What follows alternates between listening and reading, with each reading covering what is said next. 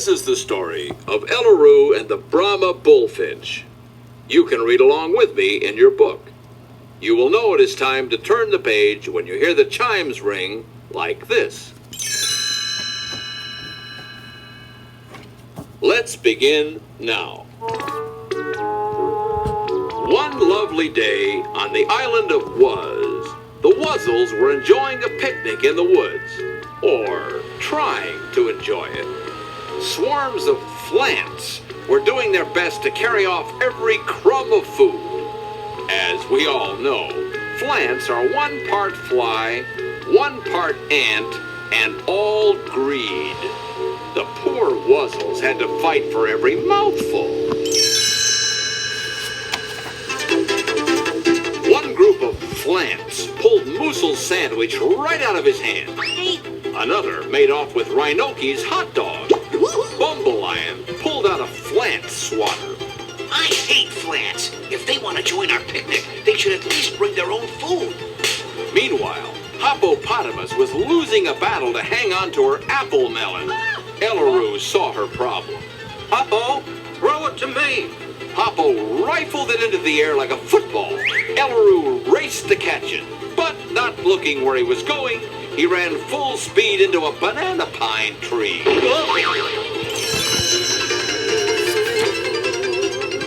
Eleroo hit so hard that the whole tree shook. High overhead, an egg bounced right out of its nest and tumbled down, down, until it plopped safely into Eleroo's pouch. Eleroo held the egg up. Look, I'm a mother. Or at least I will be once I take this home and hatch it. Back at Eleroo's house, everyone argued about the best way to hatch the egg. Hoppo offered to sit on it, but Eleroo grabbed it away from her. No, you'd crush it. Think of something else. Rhinoki walked in with a heat lamp. I think this lamp is the hot idea we're looking for.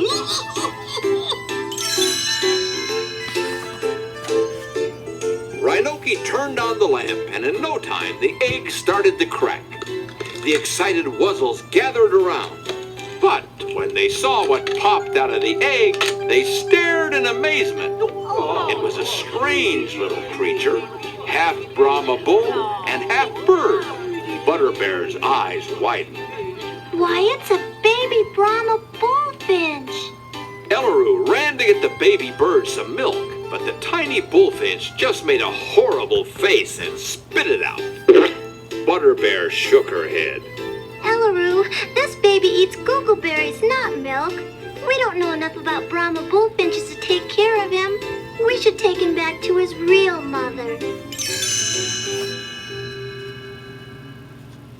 Outside Eleroo's window, Brat was rummaging through the trash cans looking for something to eat.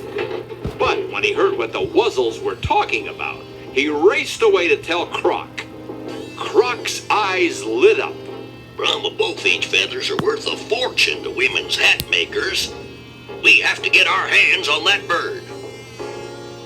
Eleroo and his friends drove the little bird back to the tree where they'd first found him. Eleroo gulped fearfully as he gazed at the nest high overhead. But just as he started climbing the tree, Croc rushed up to them, wearing a Brahma Bullfinch costume. Oh, there he is! There's my baby, my poor baby!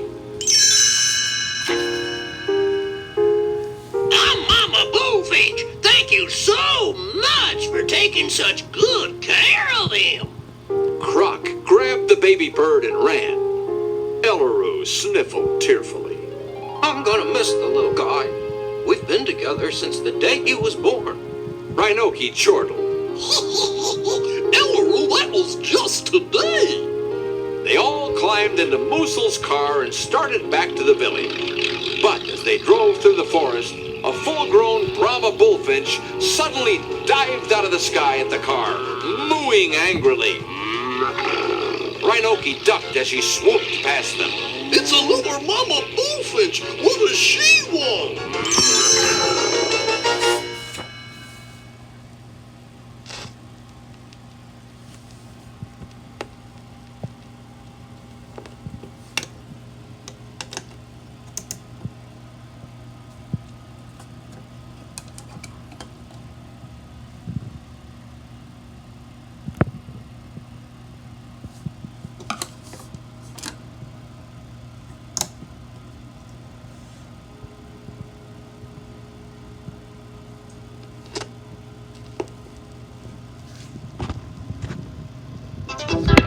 Moosel didn't hang around to find out. He stepped on the gas and the car zoomed away with the angry bird flapping along behind. Moosel screeched to a stop in front of Eleroo's house, and they all dashed inside. Eleroo bolted the door. Come help me pile furniture in front of the door. We gotta keep her out. They just finished building their barricade when the ceiling began to sag. Eleroo almost fainted. Oh, no. No, we have to move the furniture away from the door. We've got to get out of here. With plaster falling all around them, they rushed outside. Rhinoki gasped. That bullfinch is sitting on your roof! Bumbleion grabbed a red cloth and climbed onto the roof. Relax, Eleroo. I'll get her off before she crushes your house. He waved the cloth like a bullfighter. The bullfinch, angered by the cloth, charged him. He cheered as she flew past.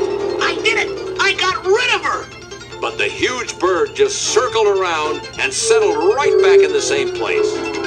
Butterbear nudged Hoppo. I bet we can lure that bird away with some googleberries. Bullfinches love them. But when they got to the store, they found that Brad and Croc had bought every last googleberry. Butterbear frowned. What do they want with all those berries? Let's go up to Croc's place and see. Once they got to Croc's place, they peeked through the bushes into his yard.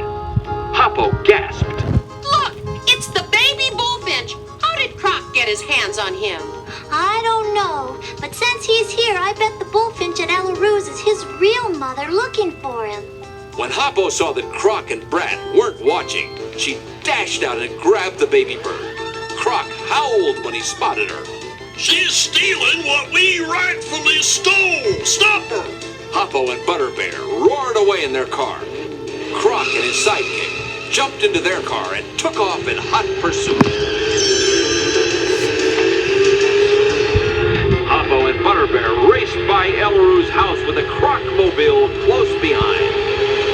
Bumbleion turned to the others. Come on, let's follow them. They may need help. They jumped into a car and joined the chase.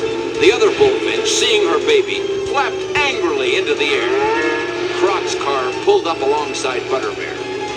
Brad got ready to leap, but Butterbear spun the wheel and raced away up a side road.